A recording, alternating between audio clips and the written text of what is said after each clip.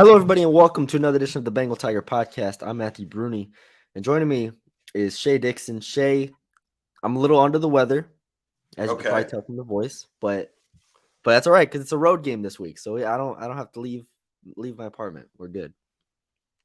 You can just chill there. I had a little head cold last weekend. It took me about a week to get over. So I think everybody's got it. It's coming Yeah, across. A&M football team had it, and then everybody's now getting it. I So was I was gonna say it just started sweeping through the South, like just started taking us all out. But this is the preview podcast for LSU and Arkansas. Um, this has been a really interesting game to preview and to look at throughout the week. Talk to Brian Kelly about it. Um, there's a lot of different places to start. I think just to start things off on the injury report side, I'll throw it over to you first. I was not at the Brian Kelly presser yesterday, but I did listen to it. But I'll let you kind of unravel the Dellinger situation, and I think that's pretty much it, right? Seven Banks, but yeah, and Dellinger is good to go. I mean, it sounds like he's potentially going to be rotated back into the offensive line. I'd be surprised if he started. mhm, Seven Banks, who suffered that injury at Auburn, that neck injury, which he likened to what Major Burns was dealing with, uh, is not back yet. Won't be back this weekend. So really, Dellinger was the only person that's been injured at this point that's been contributing that is still kind of hit and miss day to day as the week goes. But it looks like he'll be good to go. A lot of LSU fans though like the O line right now, even though they yep, like Garrett Dellinger. They just like the camaraderie of the group, or however you want to say it, chemistry, yeah. the chemistry that they've had in the past few games, which Dellinger's been hurt for. So there is some thought. Obviously, do you use him? Do you not use him? We'll see come Saturday. He's a good player, obviously, but they have been clicking with the five they've got. Brad Davis, former Arkansas O line coach and Right. assistant Brad Davis, will go up there and be the one in charge of making that decision.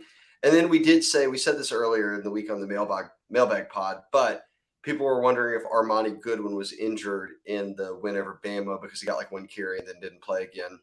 Brian Kelly said that was just Frank Wilson's rotation, and they wanted to lean heavy on obviously Josh Williams. John Emery got some run. Noah Kane was in there a little bit, so we'll see how that flushes out this weekend in terms of running back carries. But yes, Emery's fine. Garrett Dellinger, your normal starting left guard, who's been out for 3 games now, maybe more, Hmm. is kind of iffy day to day. Sounds like he's going to play, but iffy as to whether or not they actually put him in the game. So Yeah, he'll and suit up and be ready to roll. yeah, Arkansas is a lot more banged up than LSU is. yes, definitely. That's the I mean, reality right now. KJ Jefferson, their quarterback, is being called a game time decision. There's been some people saying that he doesn't even practice during the weeks. He's so banged up at this point. If they don't go with him, they'll end up going with Malik Hornsby, which would be, in my opinion, a pretty big drop off. Miles Slusher is probably their best defensive back, at least, is out for this game. They're banged up. They're more banged up than LSU is for sure. yeah, I mean the Slusher incident where he's suspended for this week is really painful for them because obviously Jalen Catalon, their all conference defensive back, was hurt early in the season, has missed the entire year. So Catalon out still, Slusher out now. Secondary's really dry. I mean, I think Dwight McLaughlin might be their best defensive back at this Oh, no point, doubt. Yeah, and former so LSU cornerback. If people are thinking, where do I know that name? Transferred to Arkansas this offseason. yeah, and he's been fine this year, but they're so short-handed on in the back end. If we start just looking at this game from an overall perspective, I think defensively for Arkansas, they've been really poor this year. Allowed over 6 yards per play. I mean, they rank in the bottom 15 in a few statistics like yards per play. Um, and their only strong spots are Drew Sanders on the defensive end, and then Bumper Pool, who I think is even hit or miss at times, but Bumper Pool at linebacker, who's decent. So That guy's uh, been there like 15 years now. yeah, I remember. I think he was there when North Texas played them in 2017. I could be wrong. I'm probably wrong, but it feels like he's been there for a long time. Like that's Bumper Pool feels like a name I've known for a while. So, anyways, um, but yeah, it's Drew Sanders is the name to know here. Defensive end, leads the SEC in sacks. A really explosive player. I saw him at Denton Ryan when he was in high school. Went to Alabama, transferred to Arkansas after last year, and now is having a really good year. But Yeah, he's a beast. Yeah, so that's kind of the defensive side of the ball. I think LSU is going to be able to put up points here. I'm really confident in that, and I mean, after what we saw last week with how the receivers were operating, with how the offensive line looked, with Jaden Daniels as comfortable as he is, Arkansas just doesn't have a lot that can really bother them. It doesn't feel like I watched the Liberty game, and Liberty was really comfortable for 3 quarters, and I was like, that's not great. Like Liberty's a good team, but LSU, I believe, is much better than Liberty. Okay, so let's give people a quick rundown, real quick, on Arkansas. Really, I'll give you the cliff notes of what they've done this season, because you Yeah, look at the SEC standings and they're dead last. They're 2-3 overall in the conference, 2-3 in the conference, 5-4 overall. So you've missed the mark on where you wanted to be as a program this year if you're Arkansas. There were expectations that you were going to be much better than 5-4 going into the back end of the season. Um, they came out of the gates and beat Cincinnati, which is considered a very nice, group of five win in week one. Then they house South Carolina. Then they handle business in the non-con with Missouri State. 3-0, everything looked fine.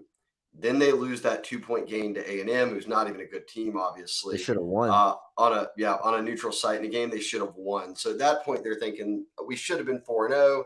Now we got to go play Bama. Bama absolutely housed them in Fayetteville, 49-26.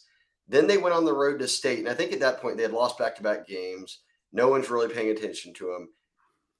Get crushed by State 40-17. Now you've lost 3 in a row. Nobody's paying attention to you. And they went out to BYU, a good BYU team, and crushed them. I mean, that game was close for a little bit, but 52-35 was the final score. They turn around and handle Auburn pretty easily, 41-27. It seemed like things, Matty B, were getting back on track. And then you mentioned you watched the Liberty game, Hugh Freeze's team, which is a top 25 team, even though, you just hear the name Liberty and don't think, okay, they're probably not great. Not a bad team, No. but they lost. And they were, I mean, with 6 minutes left in the game, I don't even know if they had scored yet. Yeah, they were down 21-5 going to the fourth quarter, and they scored with 7 minutes left in the fourth quarter to make it 21-13. They scored with a minute left to make it 21-19 and don't convert the two. I mean, it's I for 3 quarters they were thoroughly outplayed, just on both sides of the ball. The offense had nothing to it. KJ did not look comfortable. Um, they ran the ball for I think 3 yards a carry, or at least the starting running back Raheem Sanders did. I believe Green, the backup, got loose for a couple, but I the So let me receivers just ask you don't this. scare me. Right. Let me ask you this, because this is what LSU fans are going to ask. If I pulled up, let's just say, okay, I've got the SEC, 14 teams here pulled up.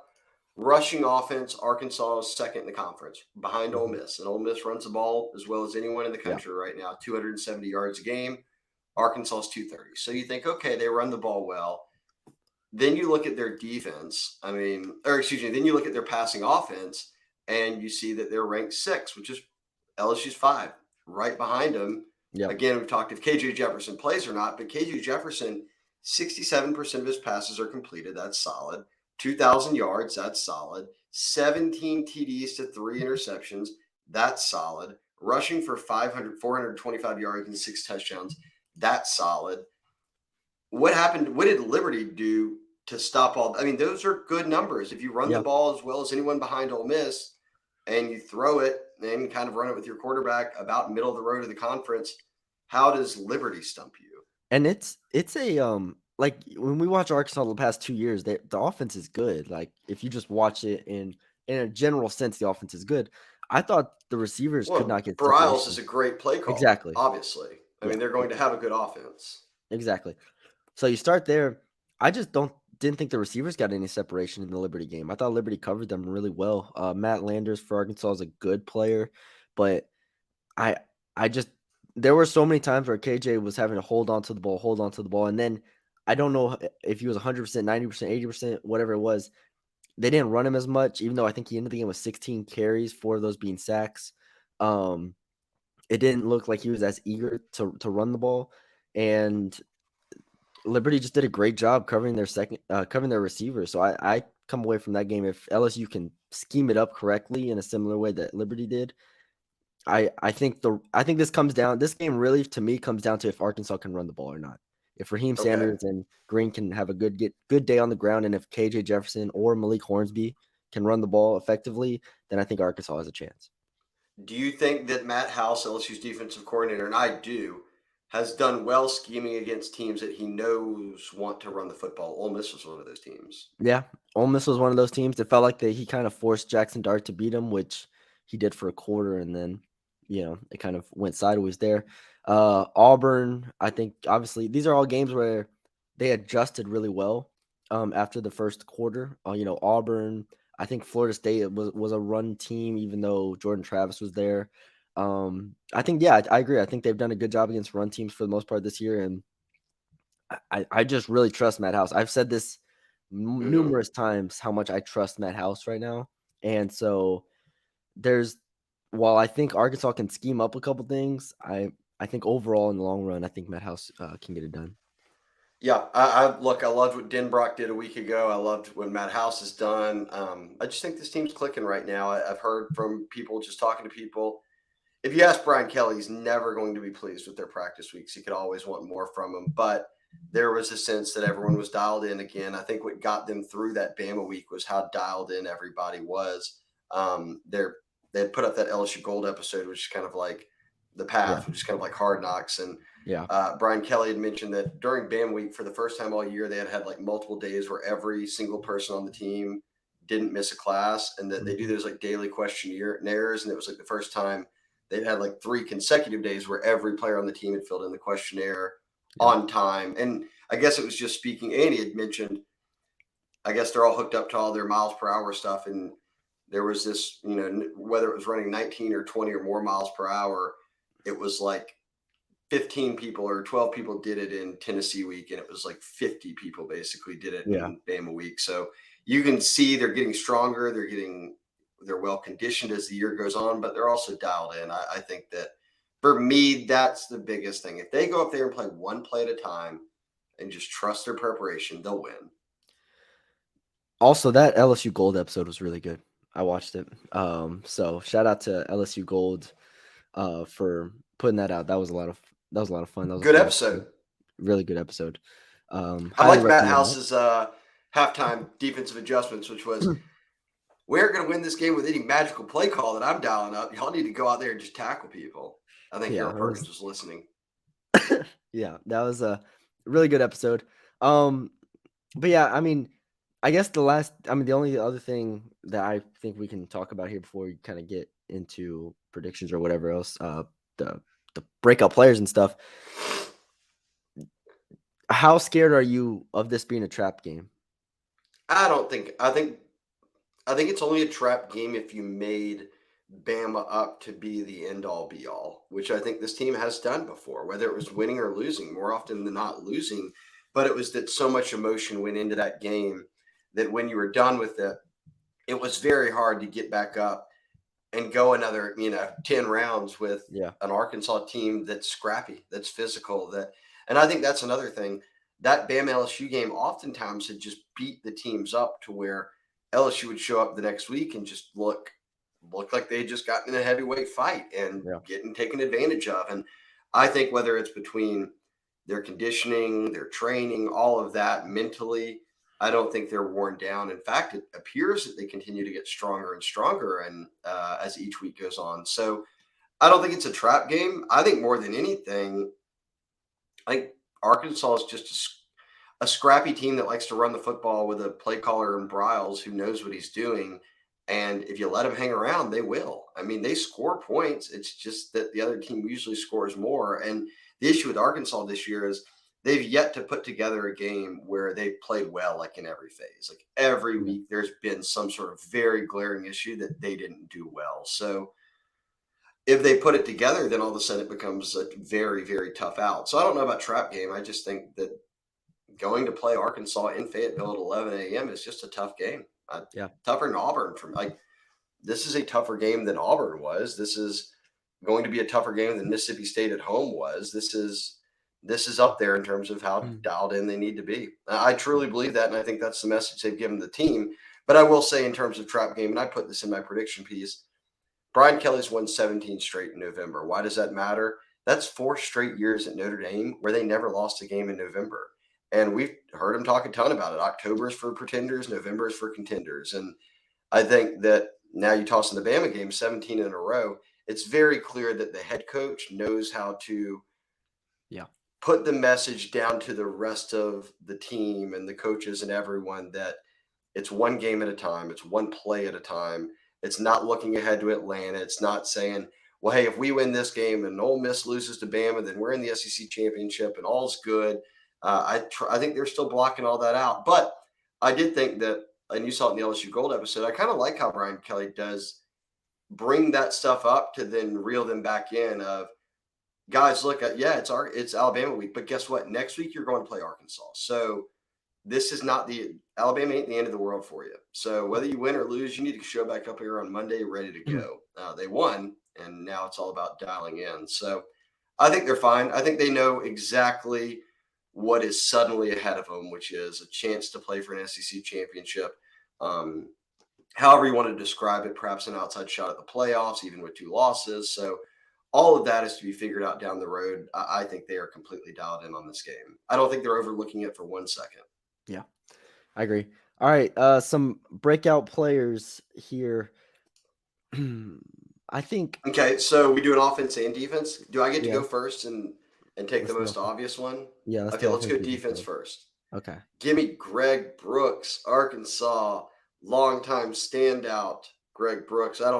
It just seems like there's when LSU's needed plays defensively at times this year, he's stepped up in a big way and made a play. I could go him or Joe Fuchsia. I think both Arkansas guys, both these kids who are from Louisiana, who played at Arkansas forever, who got the chance to come back and play at LSU to end their careers. I think they go up there on a mission. I'll choose Greg Brooks just because I think he'll be on the field more often than Fuchsia. There's a bit more of a rotation at safety than there is with kind of just Brooks's role in this defense. So I think Greg Brooks makes a big play or two. Will not be surprised if he comes up with a turnover. Yeah, I wouldn't be either. I was gonna go off the grid, but I'm gonna go Micah Baskerville. I think with this run game, I think the linebackers have to be good. So he's the one I trust the most of the linebackers. I do want to see how much they play DeMario Tolan. We've kind of talked about it briefly, and Kelly talked about it. Yeah, Brian Kelly called DeMario Tolan the next Micah Baskerville. So after Baskerville's time is complete, that would be the guy who fills that role. So they seem to trust him, right? They're playing him more as a true freshman. Yeah, I mean, I really liked him obviously as a prospect. So DeMario Tolan is kind of my plan B there, but we'll go with Micah Baskerville there. Offensively, let me think. I want to go. I really don't trust this Arkansas secondary. Man, Liberty threw it all over them, really. But I do think they rotate their receivers more in this game than they did in the Alabama game. In the Alabama game, they really stuck to Butte and Neighbors the whole time. I think you can keep them a little bit more fresh this game. I think you can rotate guys in and out. Oh man. With that being said, I'm gonna go. This is tough. Put me back on the Dre train. Give me Okay, Dre then I'll ride Brian Thomas. Okay. So let's go because last week I chose Dre and Brian. That was cheating. Neither of them even had a catch. I'm not even sure if they were targeted, but as you said, it was the Malik and Butte game against Kool-Aid and Ricks. Yeah. A week ago with Bama, but Brian Thomas was in the game a lot. And Dre, huge blocks. I mean, you look at that Jaden run in overtime to score on the first play. Brian Thomas is blocking Eli Ricks into the bench, off the field completely. So I think those two guys took a lot out of the grind they put in Bama without the shine, right? Like they didn't even have a catch. You mentioned Liberty throwing it all over Arkansas, the chance to rotate a little bit more and not have to just have Butte and Neighbors out there. Because of that, no doubt the next guys up would be Dre and Brian Thomas. So I'll go Brian Thomas. I will not be surprised if either of those guys has a big game. Yeah. All right. One thing you're looking forward to seeing here in this game could be anything, either side of the ball, tactically, emotionally. I think it has to be the dial. I just want to see them dialed in. I think that's the most paramount thing this weekend. I think the focus has to be there. I don't think that there's been many times this year where I can point to the team and say, boy, they just lack a ton of focus. That's just not been an issue. But for the first time, you're truly going from the team that was kind of chasing this idea that you're just better than you were supposed to be this year, and that was good enough to warrant a lot of praise. To, oh wait, you can play for the SEC championship. You could potentially backdoor your way into a playoff here if you can win the SEC championship, and we'll get to all that discussion later. But that none of that was in reach until they beat Alabama. So for the first time, they've got to process being in first place, being the team to beat, being the hunted, as Brian Kelly said, going from the hunter to the hunted. Do I think that they've got a lot of teams' best shots already? Yeah, but now you're moving into that point of the season where teams like Arkansas, teams like A&M would love nothing more than to ruin your season because theirs is essentially over with compared to where they were wanting to be. Yeah. So I think just focusing in on the preparation, maybe that just means clean execution is what I want to see. I said this to you a lot in the Bama game. They tackled so well Yeah. against Bama. There was never a point where you were just like, golly, this is getting bad. I think if they tackle well, they execute well on offense, they should have no issues with this game. Yeah. I'm gonna go. I, I'm gonna go with the offensive line. Again, I think I went them last week. Well, I picked Will Campbell last week as my breakout player, and he was really good last week. So got that one right. We'll go offensive line here. I think they move around. Arkansas moves around Drew Sanders a lot.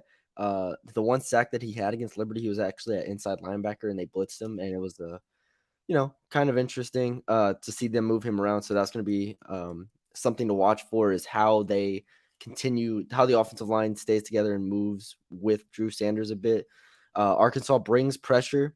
They're not just going to sit back and drop 8 for the most part. So I think Daniels will be able to move and get some rushing yards. But the offensive line, if this offensive line continues to look like what it's looked like the past 3+ weeks, this is a team that should win every game on its schedule, like these last 3 games. Like the offensive line is I, just playing that well. Like, and that's been a huge revelation for this team because coming into the year, we're like, oh, is Charles Turner going to be your center? Like are you going to have 2 freshman tackles? Yeah, all of that's worked out. They've all been really, really good. yeah, Charles Turner, I think, has been such an unsung Yeah. hero piece to this team because I think the fan base counted him out as the guy that, like, it was almost like they didn't want him at center. It was go find somebody, anybody but Charles Turner. He's not big enough. He can't hold up there. He wasn't some 5-star recruit. And the kid came in at 230 pounds probably after playing on the O-line at IMG.